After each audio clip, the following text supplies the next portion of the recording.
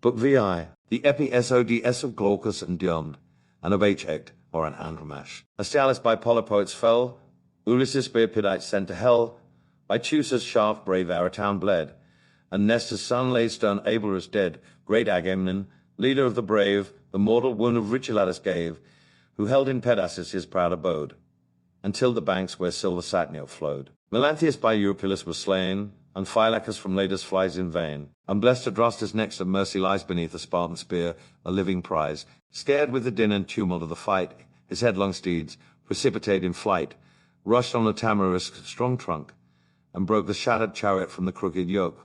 Wide o'er the field, resistless as the wind, for Troy they fly, and leave their lord behind. Prone on his face he sinks beside the wheel, Atrides o'er him shakes his vengeful steel, the fallen chief in suppliant posture pressed the victor's knees, and thus his prayer addressed. O spare my youth, and for the life I owe large gifts of price my father shall bestow. When fame shall tell, that not in battle slain, thy hollow ships his captive son detain, rich heaps of brass shine in thy tent be told, and steel well tempered, and persuasive gold. He said, compassion touched the hero's heart, he stood, suspended with the lifted dart, as pity pleaded for his vanquished prize. Stern Agamemnon swift to vengeance flies, and furious, the sound sends Danis, O impotent of mind. Shall these Atrides mercy find? Well haste thou known proud Troy's perfidious land, and well her natives merit at thy hand. Not one of all the race, nor sex, nor age, shall save a Trojan from our boundless rage. Ilion shall perish whole, and bury all her babes, her infants at the breast, shall fall, a dreadful lesson of exampled fate, to warn the nations, and to curb the great. The monarch spoke the words, with warmth addressed, to rigid justice steel his brother's breast. Fierce from his knees the hapless chief he thrust. The monarch his javelin stretched him in the dust, then pressing with his foot his panting heart, forth from the slain he tugged the reeking dart. Old Nestor saw, and roused the warrior's rage, thus said heroes. Thus the vigorous combat wage, no son of Mars descend, for servile gains, to touch the booty, while a foe remains. Behold yon glittering host, your future spoil. First gain the conquest, then reward the toil. And now had Greece eternal fame acquired, and frighted Troy within her walls retired. Had not sage Helenus her state redressed, taught by the gods that moved his sacred breast. Where Hector stood, with great Aeneas joined, the seer revealed the counsels of his mind. Ye generous chiefs, on whom the immortals lay the cares and glories of this doubtful day, on whom your aids, your country's hopes depend, wise to consult, and active to defend. Here, at our gates, your brave efforts unite, turn back the routed, and forbid the flight, ere yet their wives' soft arms the cowards gain, the sport and insult of the hostile train. When your commands have hardened every band, ourselves, here fixed, will make the dangerous stand. Pressed as we are, and sore of former fight, these straits demand our last remains of might. Meanwhile thou, Hector, to the town retire, and teach our mother what the gods require.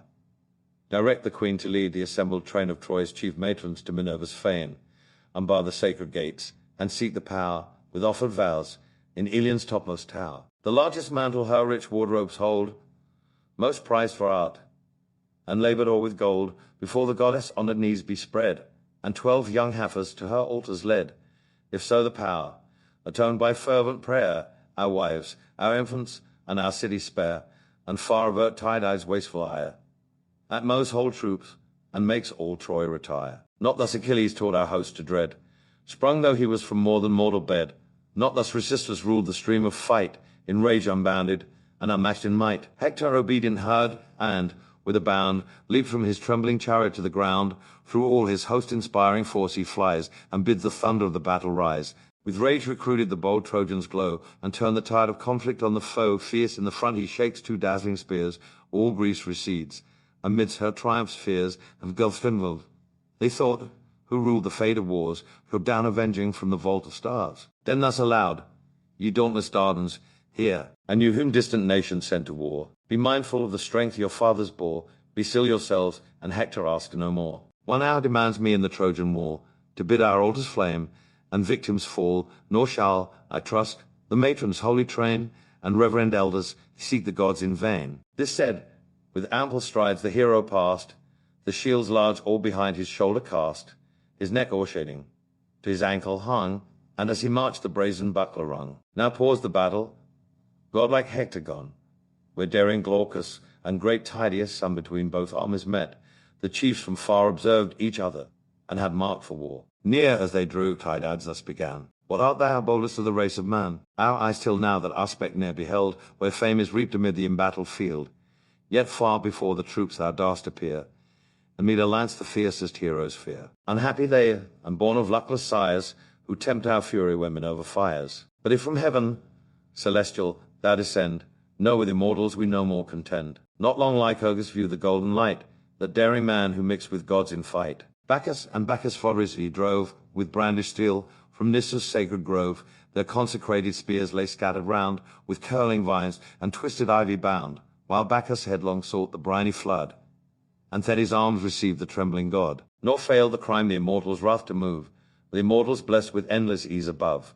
Deprived of sight by their avenging doom, cheerless he breathed, and wandered in the gloom, then sunk unpitied to the dire abodes, a wretch accursed, and hated by the gods. I brave not heaven, but if the fruits of earth sustain thy life, and human be thy birth, old as thou art, too prodigal of breath, approach, and enter the dark gates of death. What from whence I am, or who my sire? Replied the chief, and Tydeus' son inquire. Like leaves on trees the race of man is found, now green in youth, now withering on the ground. Another race the following spring supplies. They fall successive, and successive rise, cognate and eastern generations, in their course decay. So flourish these, when those are passed away. But if thou still persist to search my birth, then hear a tale that fills the spacious earth. A city stands on Argos' utmost bound, Argos the fair, for warlike steeds renowned. Aeolian Sisyphus, with wisdom blessed, in ancient time the happy war possessed, then called Ephyre. Glaucus was his son, great Glaucus, father of Bellerophon, who o'er the sons of men in beauty shined, loved for that valor which preserves mankind. Then mighty Pridas Argos' sceptre swayed, whose hard commands Bellerophon obeyed. With direful jealousy the monarch raged, and the brave prince in numerous toils engaged. For him Antea burned with lawless flame, and strove to tempt him from the paths of fame. In vain she tempted the relentless youth, endued with wisdom, sacred fear, and truth. Fired at his scorn the queen to Pridas fled, and begged revenge for her insulted bed. Incensed he heard, resolving on his fate, but hospitable laws restrained his hate, and to Elisha the devoted youth he sent, with tablets sealed, that told his dire intent. Now blessed by every power who guards the good, the chief arrived at Xanthus' silver flood.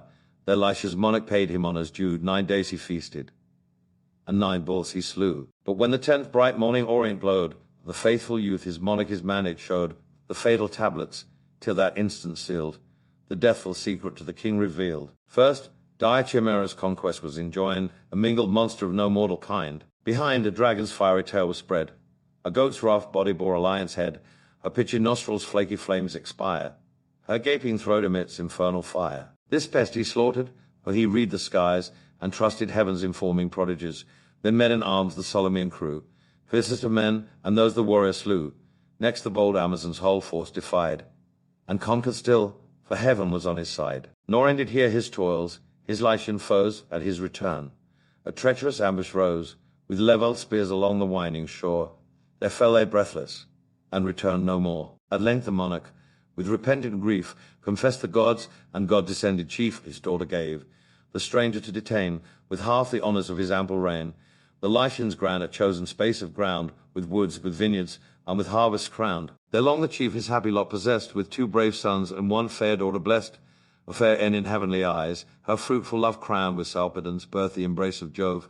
But when at last, distracted in his mind, forsook by heaven, forsaking humankind, wide o'er the Elaean field he chose to stray, a long, forlorn, uncomfortable way. Woes heaped on woes consumed his wasted heart.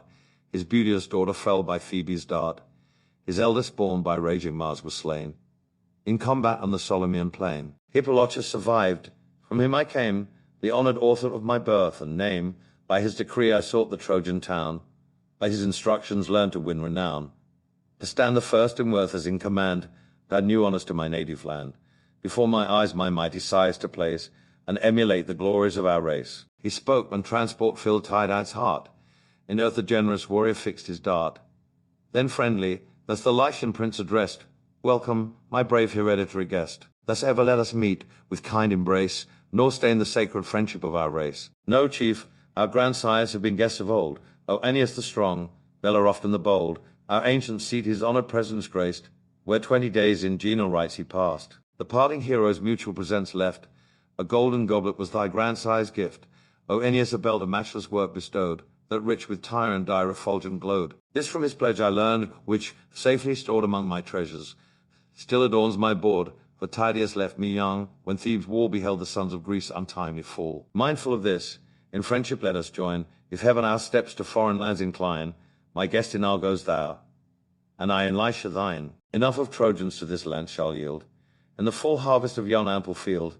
Enough of Greeks shall dye thy spear with gore, but thou and Dion be foes no more. Now change we arms, and prove to either host we guard the friendship of the line we boast. Thus having said, the gallant chiefs alight, their hands they join, their mutual faith they plight. Brave Glaucus then each narrow thought resigned, but then to Geasus, consented his die, consented and consented to show, mom. And the decent handsome is supposed to consider to know, and this is the law. And consented to James not of lie, as of this species of time. Until anarchisms must be vital. Of the heart, of the sea gave for the spies. Until some swines who make the time to this be down to ball, but the time will both die. Of a vast of bad existence. Founded them down with Calvary Temple. Lines in town the Jesus and vast with chief signs and long came fancy signs and long both of fire. But these islands we use and chance these islands with chance and fancy sounds we sound the fancy sounds easy out the coast and chase the sounds in the heart with the jam. Meantime, the guardian of the Trojan state, great Hector, entered at the Scaean gate. Beneath the beech trees consecrated shades, the Trojan matrons and the Trojan maids around him flocked, all pressed with pious care for husbands, brothers, sons, engaged in war. He bids the train in long procession go, and seek the gods to avert the impending woe. And now to Priam's stately courts he came, raised on arched columns of stupendous frame. All these a range of marble structure runs, the rich pavilions of his 50 sons, in 50 chambers lodged, and rooms of state, opposed to those where Priam's daughters sate. 12 domes for them and their loved spouses shone, of equal beauty and of polished stone. Here the great Hector passed, nor passed unseen of royal Hecuba, his mother queen, with her Laodice, whose beauteous face surpassed the nymphs of Troy's illustrious race. Long in a strict embrace she held her son, and pressed his hand, and tender thus begun. O Hector, say, what great occasion calls my son from fight? When Greece surrounds our walls, comest thou to supplicate the almighty power with lifted hands, from Ilion's lofty tower? Stay, till I bring the cup with Bacchus crowned, and Jove's high name, to sprinkle on the ground, and pay due vows to all the gods around. Then with a plenteous draught refresh thy soul, and draw new spirits from the generous bowl. Spent as thou art with long laborious fight, the brave defender of thy country's right. Far hence be Bacchus' gifts, the chief rejoined, in flaming wine, pernicious to mankind, unnerves the limbs, and dulls the noble mind. Let chiefs abstain, and spare the sacred juice to sprinkle to the gods, its better use. By me that holy office will profane, will fits it me, with human gore disdained, to the pure skies these horrid hands to raise, or offer heaven's great sire polluted praise. You with your matrons, oh, a spotless train, and burn rich odors in Minerva's fane. The largest mantle your full wardrobes hold, most prized for art, and labored o'er with gold, before the goddess honored knees be spread, and 12 young heifers to her altar led. So may the power, atoned by fervent prayer, our wives, our infants, and our city spare, and far avert Tydide's wasteful hire, who most hold troops, and makes all Troy retire. Be this, O mother, your religious care. I go to rouse soft Paris to the war, if yet not lost to all the sense of shame. The recreant warrior hear the voice of fame. Oh, would kind earth the hateful wretch embrace, that pest of Troy, that ruin of our race. Deep to the dark abyss might he descend, Troy yet should flourish, and my sorrows end.